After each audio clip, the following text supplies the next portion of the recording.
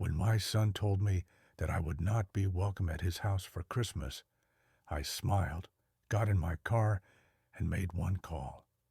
By the new year, I had their mortgage payments canceled, and that was just the beginning of my plan. Justice must be restored and arrogance punished. You won't believe what I did next. Before we continue, please subscribe to the channel and let us know where you're listening in the comments. I could make my famous turkey this year, I said, settling deeper into Alex's leather couch, the one with the sage stuffing your mother used to love. Remember how she'd always say it was better than her grandmother's? The words hung in the warm air between us, mixing with the scent of Olivia's expensive vanilla candles. Alex shifted beside me, his wedding ring catching the light from their 12-foot Christmas tree. Something in his posture changed, shoulders pulling inward like he was bracing for impact. Dad, unfortunately, you won't be welcome here for Christmas. The words hit me like a physical blow. I blinked, certain I'd misheard. What do you mean? Why wouldn't I be welcome? Alex couldn't meet my eyes, his gaze fixed on the marble coffee table, the one I'd helped him pick out last spring when Olivia decided their old furniture wasn't sophisticated enough. Olivia's parents are coming, and they'd prefer if you weren't here. My hands went cold. They'd prefer. It's just easier this way, Dad. You know how her family is about traditions. They have their own way of doing things. His voice got smaller with each word, like he was shrinking inside himself. I looked around the living room at the silk curtains I'd paid for when Olivia complained about privacy, at the hard wood floors that had come from my second mortgage, at the crown molding that had maxed out my credit card.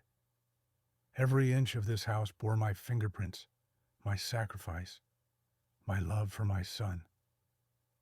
Their own way, I repeated slowly. And what way is that, Alex? He flinched.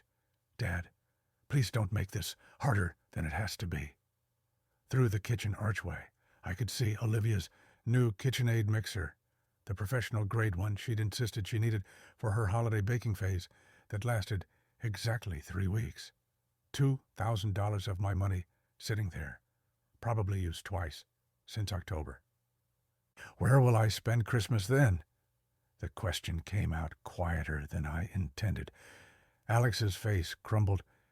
Maybe you could, I don't know, maybe visit Aunt Louisa, or we could do something the weekend after. The weekend after, like Christmas was just another appointment that could be rescheduled for convenience. I stood up, my knees protesting after 8 years of carrying this burden alone. I see. Dad, wait. But I was already moving toward the door, past the family photos where my face grew smaller and more distant in each frame, past the coat closet that held Olivia's 1,000 jackets. My hand found the doorknob, solid and cold, under my palm. Son, I said without turning around. Tell Olivia's parents I said Feliz Navidad. The December air hit my face like a slap as I walked toward my truck. Behind me, I heard Alex call my name once, then the soft click of the door closing. Final. Absolute. I sat in the driver's seat for a moment, engine off, watching the Christmas lights twinkle in the windows of houses I'd never be welcome in. My phone buzzed, probably Alex wanting to smooth things over with empty promises and guilt. I didn't answer. Instead, I turned the key and drove into the darkness, leaving behind the warm glow of the house I'd bought, but would never belong in. The heater hummed against the December cold as I navigated the familiar streets toward home. South Hills sprawled around me, every neighborhood corner holding memories of the man I used to be, the one who believed family meant everything, who'd give his last dollar to see his son smile. That man was a fool. I stopped at the red light on 29th and Grand, watching a young father load Christmas presents into his SUV. His kids pressed their faces against the window, breath fogging the glass with excitement. Once upon a time, that had been Alex in me. Before Olivia. Before I became nothing more than a walking ATM with inconvenient emotions. The numbers started rolling through my head like a broken slot machine. $2,800 every month for 5 years. My calculator had given up trying to make sense of it last spring when I'd finally added up the total. $140,000. More money than Sophia and I had saved for our entire retirement. Gone. Just gone. I pressed the accelerator harder than necessary as the light turned green. The truck responded with a growl that matched my mood. 5th Street, that was where I'd refinanced my house, our house, Sophia's and mine, to cover their down payment. The loan officer had looked at me with pity I hadn't recognized at the time. "Mr. Ramirez, are you sure about this? You're putting a lot at risk for someone else's investment." Someone else's investment. Not my son's future. Not my family's security. Lincoln Street, the bank where I'd taken out a second mortgage when Alex lost his job 2 years ago. "Just temporary, Dad. Just until I get back on my feet." Olivia had stood behind him, $700 purse slung over her shoulder, nodding sympathetically while mentally calculating how much my desperation was worth. Nothing. As it turned out, my desperation was worth nothing to them. I pulled into my driveway, the one with the cracked concrete I couldn't afford to fix because every spare dollar disappeared into their perfect suburban fantasy. The porch light flickered, another repair I'd been putting off. Inside, the house felt hollow, without Sophia's laughter, without the warmth of family gatherings that would never happen again. My phone rang as I fumbled with my keys, the shrill tone echoing off the empty walls. Olivia's name flashed on the screen, probably wanting to explain why I wasn't good enough for her parents' delicate sensibilities. Perfect timing. I'd been waiting 5 years to have this conversation. I answered on the 4th ring, letting her wait just long enough to wonder if I'd pick up at all. "Carlos." Olivia's voice dripped with false sweetness, the same tone she used when asking me to cover their water bill or property taxes. "I heard about the little misunderstanding with Alex." "Misunderstanding?" I leaned against my kitchen counter, still wearing my coat. "I don't think there's any misunderstanding, Olivia. You made your position quite clear. Look, I know this seems harsh, but you have to understand my parents' perspective. They're very traditional people. They expect a certain atmosphere during the holidays." "A certain atmosphere," I repeated. "And what atmosphere is that?" A pause. I could hear shopping bags rustling in the background, probably spending money that should have gone to their mortgage payment. Money that was my responsibility, apparently. "Well, they're not used to your kind of cooking. All that spicy Mexican food and loud music. And frankly, Carlos, they're educated people. They expect conversations about current events, literature, art, you know." The words hit harder than a physical blow. 8 years of biting my tongue, of swallowing insults for Alex's sake, of pretending not to notice the way she looked at me, like I was some kind of hired help. "Your kind of cooking?" My voice stayed level, controlled. "You mean the food you ate every Sunday for 3 years when money was tight? The tamales you said reminded you of your grandmother? That was different. We were appreciative then. But now, with my parents." "Now, with your parents, you can't have the Mexican peasant embarrassing you at your fancy dinner table." The false sweetness evaporated. "Don't be dramatic, Carlos. This isn't about race. It's about class. My father graduated summa cum laude from Washington State. My mother speaks 4 languages. They summer in the Hamptons. What exactly would you contribute to dinner conversation? Stories about laying tile? Heat flooded my chest, but I kept my voice steady. I built a business from nothing after your husband's grandfather died. I've employed over 50 people. I've paid more in taxes than your father made in his best year. Money isn't everything, Carlos. Breeding matters. Education matters. And frankly, Sophia understood her place better than you understand yours. The line went dead silent.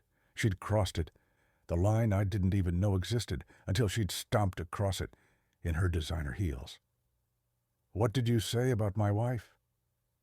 I'm just saying she knew how to blend in better. She didn't make waves. She understood that some spaces weren't meant for her. My hand tightened around the phone until my knuckles went white. Sophia had more class in her little finger than your entire bloodline will ever possess. Oh, please. She was a house cleaner who got lucky. At least she had the good sense to stay quiet about it. Olivia, my voice dropped to something I didn't recognize. I want you to listen very carefully. This conversation is over. We're done pretending to be family. You can't just...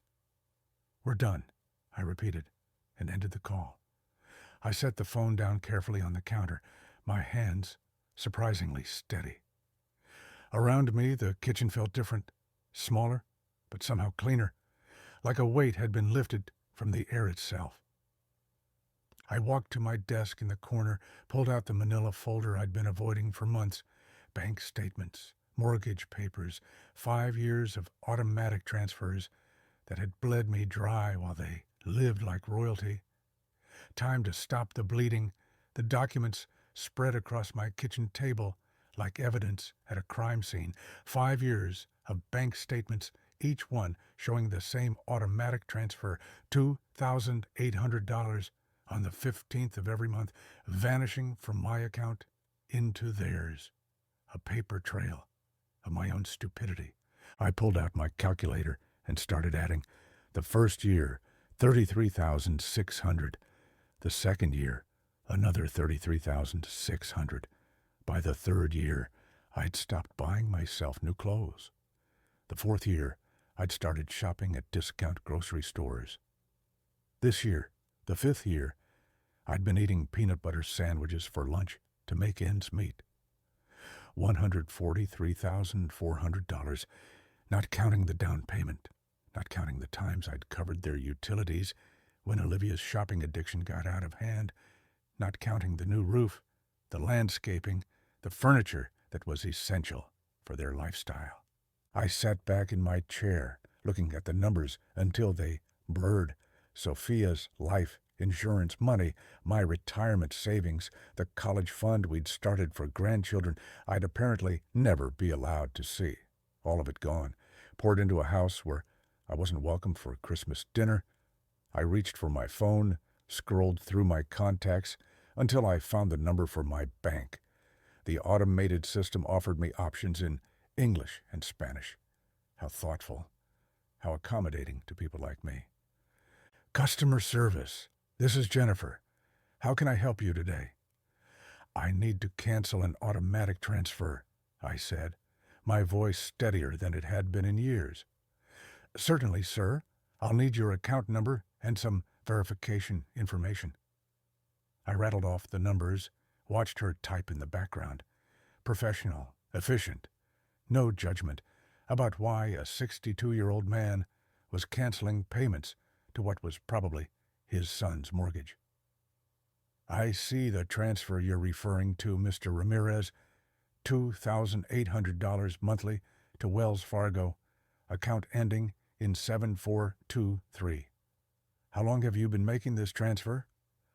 5 years. The words tasted bitter. And you want to cancel it effective immediately? I looked around my kitchen at the outdated appliances I couldn't afford to replace, at the walls that needed painting, at the windows that leaked cold air because I'd spent my home improvement money on someone else's castle. Effective immediately, I confirmed. Done. The transfer has been canceled. Is there anything else I can help you with today?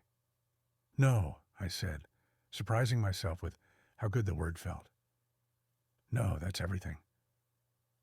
I hung up and sat in the sudden quiet of my house. Outside, December darkness was settling over Spokane. Christmas lights twinkling in windows where families gathered without conditions, without judgment, without the need to hide who they were. For the first time in 5 years, next month's budget would balance. For the first time since Sophia died, I could afford to fix my porch light, buy decent groceries, maybe even take a vacation.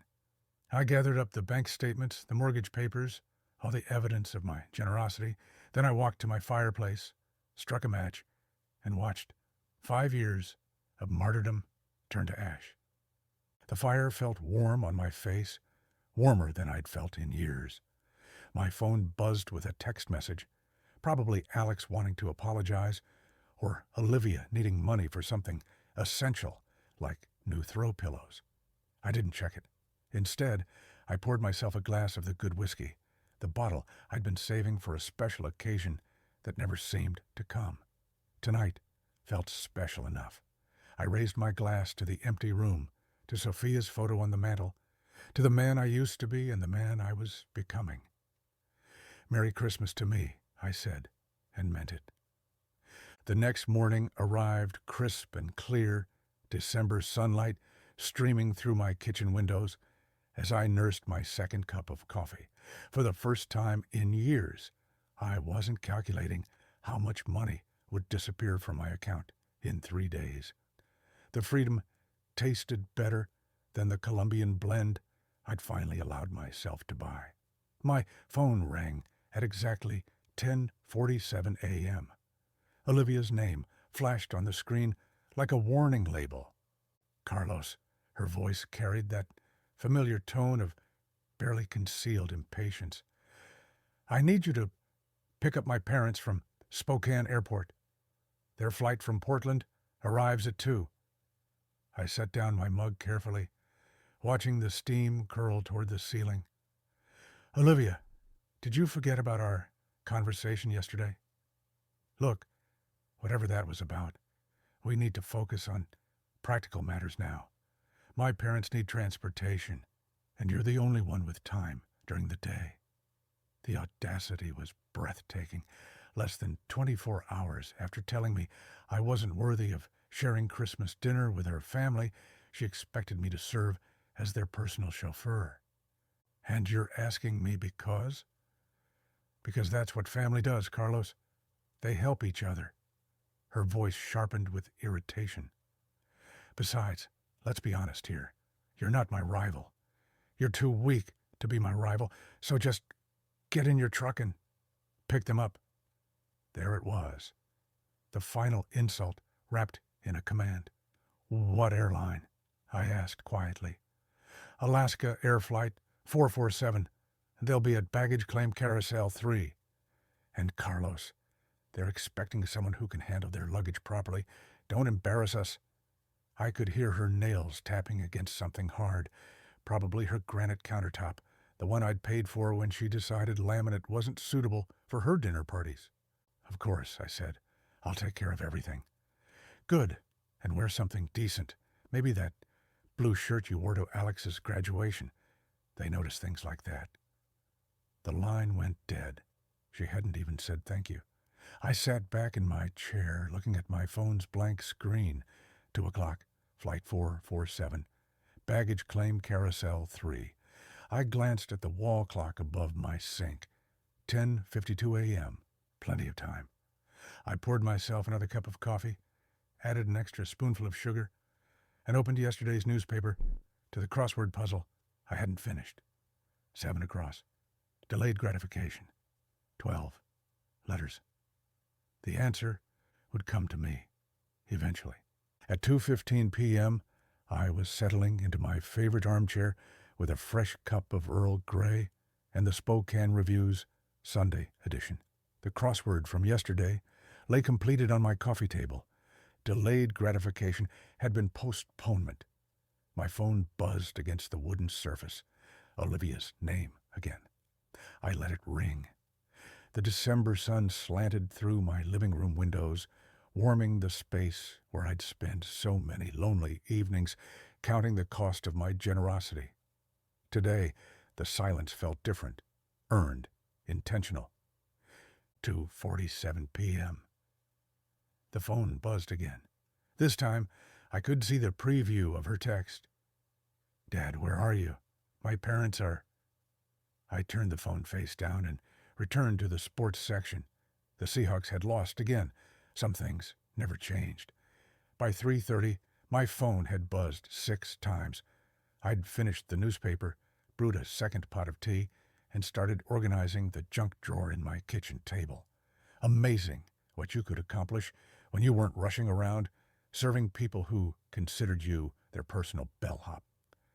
The 7th call came at 3:45. Instead of Olivia's name, I saw an unknown number, probably her parents, borrowing someone's phone at the airport. I let that one ring too. Outside, a neighbor was hanging Christmas lights on his porch, his children running around the yard with the manic energy that only December afternoons could bring. Normal families doing normal things. No one was stranded anywhere, waiting for someone who would never come. 4:15 p.m. My phone started ringing and didn't stop. Olivia, then the unknown number, then Olivia again. The buzzing became constant, like an angry wasp trapped against glass. I walked to my kitchen and unplugged my landline from the wall, then turned my cell phone completely off. Perfect silence.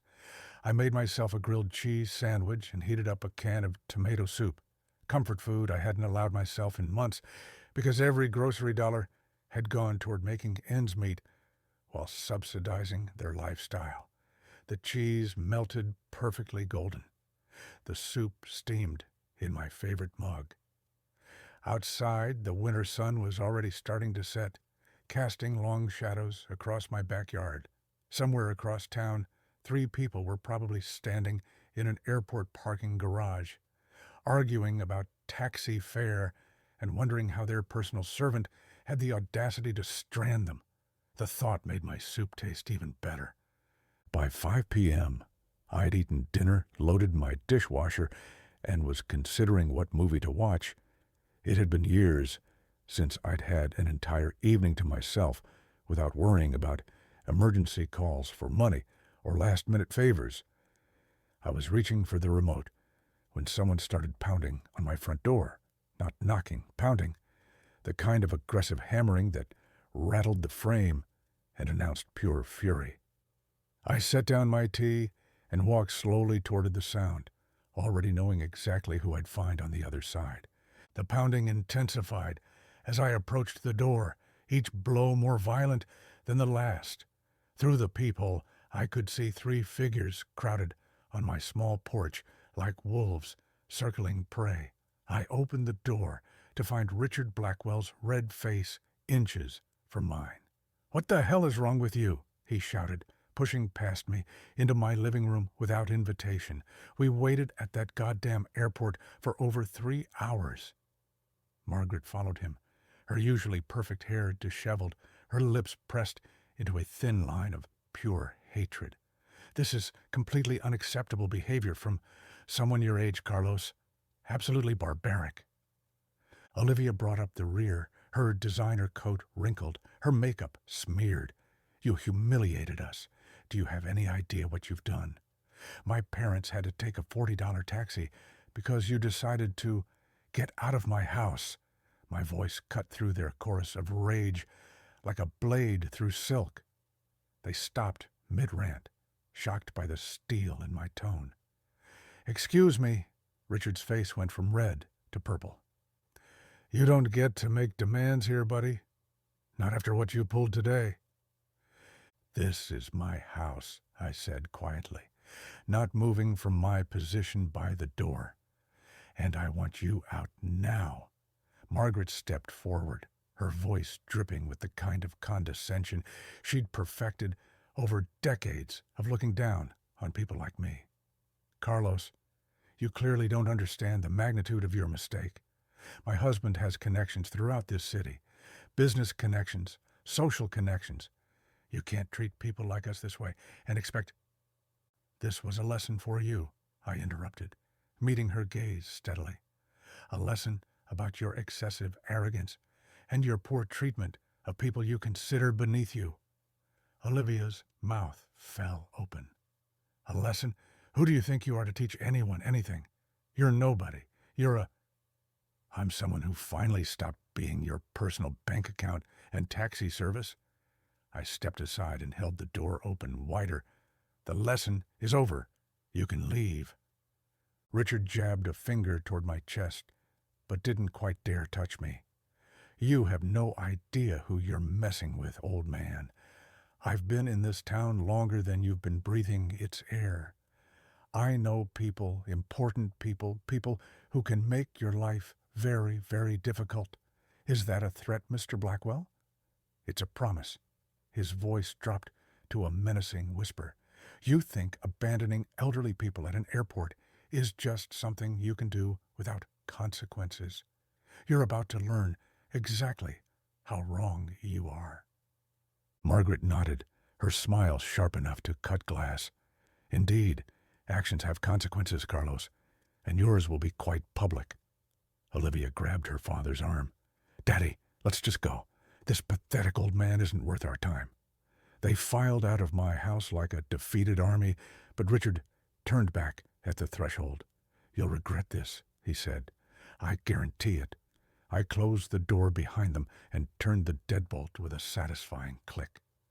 Through the window, I watched them pile into their rental car, still arguing among themselves as they drove away into the December darkness. The house felt cleaner with them gone, as if their presence had left a stain that was only now lifting. But their parting words echoed in the sudden quiet. Public consequences, important people, connections. I walked back to my living room and picked up my tea, still warm in its mug. For the first time in this whole mess, I felt something that might have been concern, but it was overwhelmed by something much stronger, anticipation. 3 days later, I was enjoying my morning coffee and scanning the Spokane Review when I saw my own face staring back at me from page 3. The headline read, Spokane businessman abandons elderly couple at airport during holiday storm. My hands went still around the coffee mug. There I was, in black and white. An old photo from my company's website, probably 5 years out of date. Below it, a story that made my blood run cold and my temper flare in equal measure. Richard and Margaret Blackwell, visiting their daughter for Christmas, were left stranded at Spokane International Airport for over 4 hours Sunday when family member Carlos Ramirez failed to appear for a prearranged pickup. The couple, both in their late 50s, waited in frigid temperatures as a winter storm warning was issued for the region. Winter storm warning. It had been 52 degrees and sunny. We couldn't believe someone would just abandon us like that, said Richard Blackwell, a retired banking executive. We called repeatedly, but Mr. Ramirez never answered his phone. We were forced to take an expensive taxi in dangerous weather conditions. At our age, this kind of treatment is not just inconsiderate. It's dangerous. The article continued with quotes about my pattern of erratic behavior and concerns about my mental state. Richard had painted himself and Margaret as helpless victims of a cruel old man who'd suddenly snapped without provocation. No mention of the Christmas dinner rejection, no context about Olivia's demands or their years of financial exploitation. Just me, the villain who abandoned poor elderly tourists during a blizzard that existed only in Richard's imagination. I set down my coffee and read the article again slowly, then a third time. The byline belonged to Patricia Morrison, lifestyle editor. I didn't recognize the name, but I recognized the strategy. Richard had called in favors, used his banking connections to get this story placed exactly where it would do maximum damage to my reputation. Smart. Very smart. For the first time since this whole mess started, I felt a grudging respect for my opponents. They weren't just entitled trust fund babies throwing tantrums. They were strategic, calculating. They understood that in a small city like Spokane, reputation was everything. One well-placed newspaper article could destroy decades of hard work. They had declared total war. I folded the newspaper carefully and set it aside, my mind already shifting into the methodical planning mode that had built my business from nothing. This wasn't about airport pickups anymore. This wasn't about Christmas dinner or mortgage payments. This was about winning. I pulled out my laptop and began typing names into search engines. Richard Blackwell, Margaret Blackwell, Olivia Ramirez. Their social media profiles, their connections, their habits, their weaknesses. Everything they'd foolishly made public over the years. If they wanted to play chess, I'd show them what a real strategist looked like. I glanced at my wall calendar. December 18th, 7 days until Christmas. 7 days to plan something they'd never forget. I spent the next 3 days living in a different world. Not the world where I was Carlos Ramirez, the broken-down old man who let his family walk all over him. This was the world where I was Carlos Ramirez, businessman, strategic thinker, someone who'd built something from nothing and wasn't about to let a bunch of entitled parasites destroy what I'd worked 40 years to build. My laptop became command central. Social media profiles filled my browser tabs like playing cards in a high-stakes game. Richard Blackwell, retired First National Bank manager, member of the Spokane Country Club, treasurer of the Inland Northwest Business Leaders Association, a man who'd spent his career in positions of trust and influence, a man with a lot to lose. Margaret's Instagram painted a perfect picture of refined living, charity luncheons, wine tastings, vacation photos from Coeur d'Alene tagged with #BlessedLife. Every post carefully curated to project success and sophistication, all built on other people's money, including mine. Olivia's Facebook timeline told the real story, posts about our beautiful home, with photos of the kitchen I'd paid for, check-ins at expensive restaurants during the months when I'd covered their utility bills. A status update from last week. So excited for Christmas dinner with family, can't wait to show off our hosting skills. Our hosting skills, our home, our success. The narcissism was breathtaking, but it was Alex's LinkedIn profile that gave me the final piece I needed. His recent activity showed a new connection. Patricia Morrison, lifestyle editor at the Spokane Review. The same Patricia Morrison who'd written The Hatchet Job about me. I leaned back in my desk chair, looking at the evidence spread across my screen. These people had made 3 critical mistakes. First, they'd underestimated me completely. Second, they'd gone public with their attack, which meant I could go public with my response. Third, they'd documented their entire privileged lifestyle online, creating a perfect catalog of hypocrisy. I clicked through to Patricia Morrison's profile. 43 years old, journalism degree from WSU, 15 years at local papers, no previous connection to banking or finance, which meant Richard had reached out cold, probably through someone he knew from his business network. A 5-minute search through local business directories confirmed my suspicion. 3 mutual connections between Richard and Patricia's editor. The story hadn't just appeared. It had been planted carefully and deliberately. Amateur hour. I opened a new document and began typing. Not a response to their media attack. Something much better. A timeline. 5 years of financial support, documented with bank statements, receipts, and canceled checks. The down payment for their house, $47,000 from my home equity loan. The kitchen renovation when Olivia decided granite countertops were essential. $18,000 from my credit card. 60 monthly mortgage payments of $2,800 each.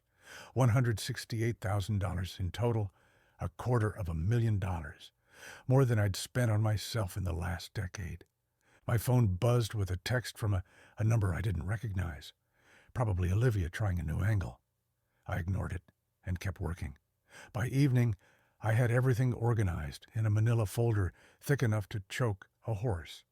Bank statements, receipts, photos downloaded from their social media showing off purchases I'd funded, a printed copy of the newspaper article with my handwritten notes in the margins documenting each lie and distortion.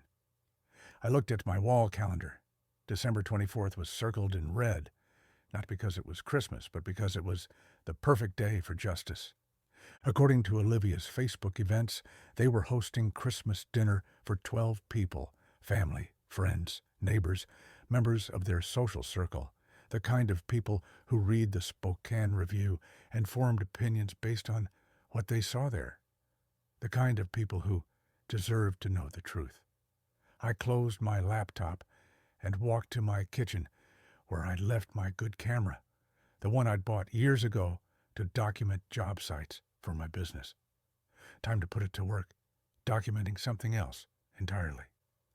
Tomorrow was Christmas Eve.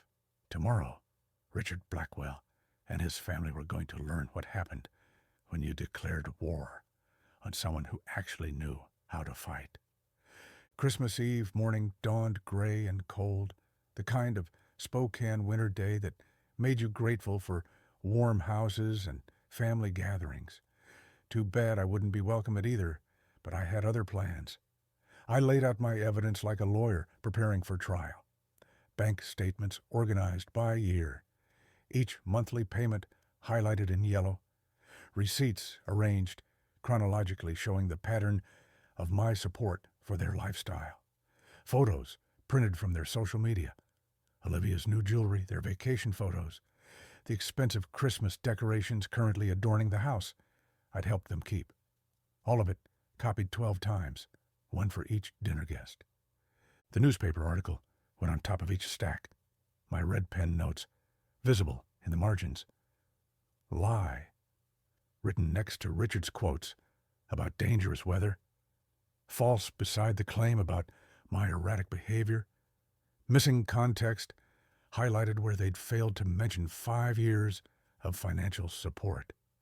I dressed carefully in my best suit, the navy blue one I'd worn to Sophia's funeral, pressed and ready for another kind of farewell. Today I was saying goodbye to the man who'd been a doormat for his family. Tonight, I'd be someone who commanded respect. At 6:30 p.m., I loaded my briefcase with the evidence packets and drove to Kendall Yards. Their house glowed with warm light, cars filling the driveway and lining the street. Through the front windows, I could see figures moving around the dining room. Olivia playing hostess in the home my money had helped them buy. I parked across the street and checked my watch. 6:45. Perfect timing. Late enough that everyone would be seated for dinner, early enough that they'd still be on the main course. No easy escape for anyone. The front door was unlocked. Of course it was. Olivia loved to show off how safe their neighborhood was, how they didn't need to worry about security like people in rougher areas. I let myself in quietly, the warm air hitting my face along with the sounds of laughter and conversation from the dining room. And then Margaret said, "But darling, that's not how we do things in our family," someone was saying, followed by more laughter. Our family, after everything they'd done to exclude me from it? I walked into the dining room, carrying my briefcase, 12 faces turning toward me, with expressions ranging from surprise to horror. Olivia froze with her wine glass, halfway to her lips. Alex's face went pale. Richard and Margaret looked like they'd seen a ghost. "Good evening, everyone," I said calmly, setting my briefcase on their marble sideboard. "I hope you don't mind me joining your Christmas celebration." Olivia found her voice first. "Carlos, this is completely inappropriate. You need to leave immediately." "Actually," I said, opening my briefcase and pulling out the first stack of papers, I think your guests deserve to know who really paid for this dinner, this house, and this lifestyle you've been showing off." A woman I didn't recognize, probably one of Margaret's charity friends, leaned forward with curiosity. "What is he talking about, Olivia?" "He's having some kind of episode," Olivia said quickly. "Alex, call someone." But I was already moving around the table, placing a packet of documents in front of each guest. "Here are the bank records," I said conversationally. 5 years of financial support, $168,000 in mortgage payments alone, plus the down payment, renovations, furniture, appliances, everything you see around you. The room went silent except for the rustling of papers as 12 people began examining the evidence. I watched their faces change as they absorbed the numbers, the dates, the undeniable proof of my generosity and their deception. "This is—" one man started, then stopped, staring at a bank statement. "Outrageous," finished the woman across from him. "Olivia, why didn't you tell us any of this?" Olivia's perfect composure was cracking. "It's more complicated than it looks. Carlos volunteered to help us. We never asked." "Actually," I interrupted, pulling out the newspaper article, "let's talk about what you did ask for and what you told the media about me." The temperature in the room seemed to drop 10 degrees. I placed copies of the newspaper article on the table, watching as the dinner guests recognized my photo from the unflattering story that had run 3 days earlier. "Now," I said, my voice carrying clearly through the sudden silence, "let's talk about the real manipulators in this family." Richard's face had gone from red to ashen. Margaret sat rigid in her chair, her wine glass forgotten in her hand. "Mr. Blackwell here used his banking connections to plant this story," I continued, tapping the newspaper. "Notice how I'm portrayed as unstable and dangerous, abandoning poor elderly people in freezing weather." A gray-haired man in an expensive sweater looked up from the article. "Richard, what is this about?" "The weather was 52 degrees and sunny," I said, before Richard could answer. "And they weren't stranded tourists. They were Olivia's parents, coming to the Christmas dinner. I'd been banned from attending because I wasn't good enough for their company." Margaret finally found her voice. "That's not... We never said..." "You never said what, Margaret?" I pulled out my phone, where I'd screenshotted several of Olivia's social media posts. "That I was too low-class for your parents? That my Mexican food and working-class conversation would embarrass you in front of your educated friends?" The woman I'd identified as one of Margaret's charity friends shifted uncomfortably. "Margaret, surely you didn't..." "He's twisting everything," Richard blustered, but his voice lacked conviction. "This man has serious mental health issues, the stress of aging, financial problems." "Financial problems?" I almost laughed. "Mr. Blackwell, I've been supporting your daughter and son-in-law to the tune of nearly $3,000 a month for 5 years. The only financial problems here are the ones you're about to have." I turned to address the entire table. "These people have taken $200,000 from me while calling me names behind my back. They've manipulated my son against me, banned me from family gatherings, and when I finally stood up for myself, they tried to destroy my reputation in the newspaper." Alex spoke for the first time, his voice barely above a whisper. "Dad, I didn't know about the newspaper." "Your wife knew," I said quietly, "and her parents orchestrated it. They turned me into a villain for refusing to be their personal ATM and chauffeur." The social dynamic in the room was shifting like tectonic plates. I could see it in the guests' faces, the gradual realization that everything they'd been told about tonight's generous hosts was built on lies. "This is unconscionable," said an elderly woman in pearls, staring at the bank statements. "Richard, how could you let your daughter take advantage of this man's generosity, then attack him publicly when he stopped enabling it?" Richard's carefully maintained facade was crumbling. "You don't understand the full situation." "I understand perfectly," the woman interrupted. "This man has been supporting your family financially while you treated him like hired help, and when he finally said no, you tried to ruin his reputation." Margaret's voice came out strangled. "He abandoned us at the airport after you told me I wasn't welcome at Christmas dinner because my presence would be inappropriate for your parents," I said calmly. "After 5 years of paying their bills while you looked down on me for my ethnicity and education level." The silence was deafening. 12 people staring at Richard and Margaret with expressions ranging from disgust to embarrassment for having associated with them. Olivia made one last desperate attempt to control the narrative. "Everyone, please. This is a family matter that's gotten out of hand." "No," I said firmly. "This stopped being a family matter when you made it public, when you used the newspaper to attack my character, when you decided my reputation was acceptable collateral damage for your pride." I looked around the table at faces I didn't recognize, but who now knew exactly who I was. "I wanted you all to know the truth before you read about Carlos Ramirez in the paper again, because you will read about me again, but next time it'll be the real story." I closed my briefcase and straightened my tie. "Enjoy the rest of your dinner. It's the last one I'll be paying for." As I walked toward the door, I could hear the eruption beginning behind me. Voices raised in accusation, questions demanding answers, the sound of a carefully constructed social facade falling apart. It was the most beautiful Christmas music I'd ever heard. The letter arrived on a Tuesday morning in March, delivered by certified mail, with the weight of legal consequences behind every word.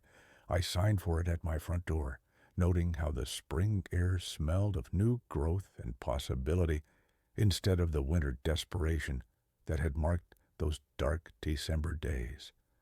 "Notice of default," the envelope read. "A final demand for payment."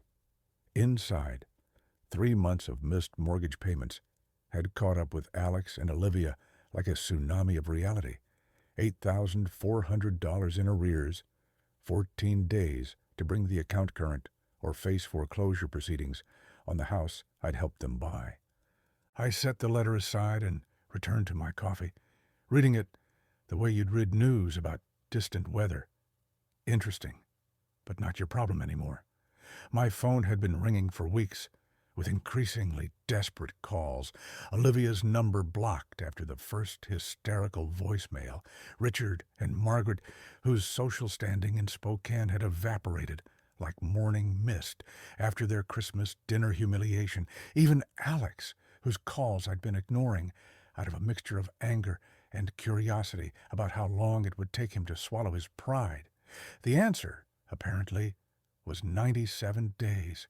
He knocked on my door that Thursday evening, no longer the confident man who'd excluded me from Christmas dinner, but someone who looked like he'd aged a decade in 3 months.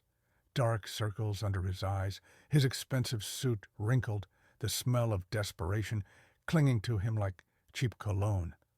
"Dad," he said when I opened the door, "we need to talk." I stepped aside to let him in, noting how he looked around my house like he was seeing it for the first time. The new furniture I'd bought with my first mortgage-free paycheck, the fresh paint on walls that hadn't been updated in 8 years because every spare dollar had gone to his lifestyle, the repairs I'd finally been able to afford now that I wasn't subsidizing someone else's American dream. "Nice place," he said quietly. "It's what happens when you spend money on yourself instead of people who don't appreciate it," I replied, settling into my new recliner. "Coffee?" He shook his head, perching on the edge of my couch like he was afraid to get comfortable. "Dad, I need you to know how sorry I am about everything. Christmas dinner, the newspaper article, the way Olivia, The way we treated you. Go on. I didn't know about Richard planting that story. I swear I didn't. When I found out, he ran his hands through his hair. Jesus, Dad, the things they said about you behind your back, the way they talked about our family, about Mom's memory. My jaw tightened at the mention of Sophia, but I kept my voice level. And what exactly did they say about your mother? That she knew her place better than you knew yours. That she understood boundaries. He couldn't meet my eyes. I should have defended you. I should have stood up to them years ago. Yes, I said simply. You should have. We sat in silence for a long moment, the weight of 5 years of mistakes filling the space between us. Outside, I could hear my neighbor mowing his lawn, the normal sounds of a normal Thursday evening in a normal neighborhood where sons didn't exclude their fathers from Christmas dinner. The house is in foreclosure, Alex said finally. I know. We can't make the payments without... He stopped, seeming to realize how that sounded. Without my help, I finished. Without the money I was sending every month while you let your wife's family treat me like garbage. I know how it looks. I leaned forward, making sure he was looking at me. Do you know how much money I sent you over 5 years?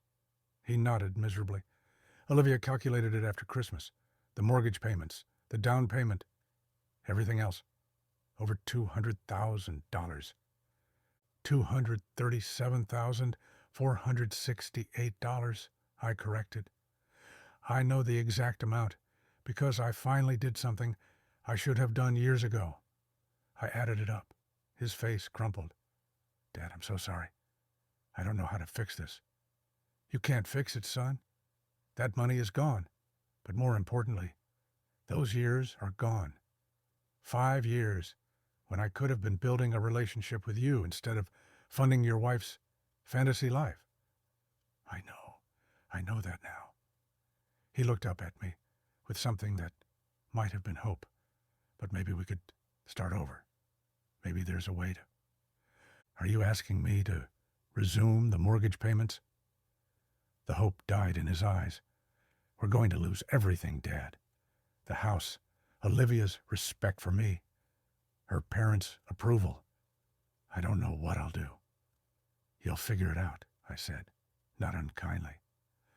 The same way I figured out how to live without a son who respected me, the same way I learned to spend Christmas alone, while you celebrated with people who thought I was beneath them. He started to cry then, quietly, like a man who'd run out of other options. I lost you, didn't I?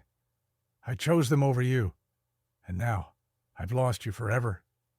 I watched him for a long moment, this man I'd raised and loved and sacrificed for, who'd let his wife's family convince him that his father wasn't good enough for their company. Alex, I said finally, you didn't lose me. You gave me away. There's a difference. He wiped his eyes with the back of his hand. Is there any chance, any way you could forgive me? I forgave you months ago, I said, and meant it. But forgiveness doesn't mean going back to the way things were. It doesn't mean pretending this didn't happen, or that I'm going to resume paying for a lifestyle that came with the condition that I be grateful for scraps of your attention. Then what does it mean? I stood up and walked to my mantel where Sophia's photo sat next to a new picture. Me with Louisa and her family at Easter dinner, the first holiday I'd spent with people who actually wanted me there. It means that if you want a relationship with me, you'll have to build it from scratch. It means showing me respect instead of demanding I earn it. It means making choices based on what's right, not what's convenient. I turned back to him. And it means that the next time someone, your wife, her parents, anyone, tries to exclude me from family gatherings, you'll remember who actually acts like family. He nodded slowly, understanding, perhaps for the first time, that respect wasn't something you could take for granted.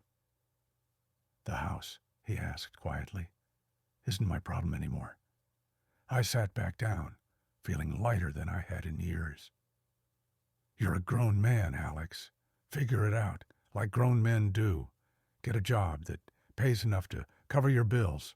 Sell the house and buy something you can afford. Stop living beyond your means and expecting other people to subsidize your choices.